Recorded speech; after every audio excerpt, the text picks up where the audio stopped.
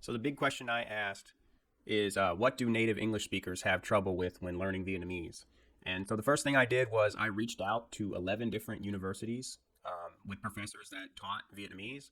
They told me that tone, the alphabet, and pronunciation are some of the most difficult aspects of learning Vietnamese. So for the purpose of this, we're just going to stick with tones. And what you need to know is there are 6 distinct tones. Um, no mark, low falling tones, high rising tones, low rising tones, high broken tones, and low broken tones. Words change with tonal diacritics, and that's really important. And so each one of these words has a different mark. And now, so let's go into the marks. No tone. I'm not going to say the Vietnamese pronunciation because I'll probably get it wrong. This means that you say the word at your normal range. So for this one, we would say ma, ma. The low falling tone, dang, huan, huan. Or a low falling tone is pretty easy. It's like you fall down. It's almost like you just go down. Ma, ma. The high rising tone, you can see it right there, is almost like you're raising your eyebrows when you ask a question. You go, ma, ma.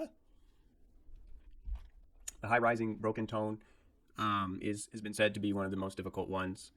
So for this one, you have to go down and then you go back up. So you go, ma, ma. That one, this one has been said to be particularly difficult. So watch out for that one. The low falling rising, from what a speaker on YouTube makes it sound like, is almost like you're casting a net. So, and I didn't put Vietnamese capital here, but we'll keep going. So you start a bit high and you go down lower. You go ma, ma, ma. The low falling broken one is really easy. This one you just go, you shorten it, and then you make it sound lower. You go ma. It's kind of fun. Ma. So if we look at some of these sentences, it tells us why tone is important.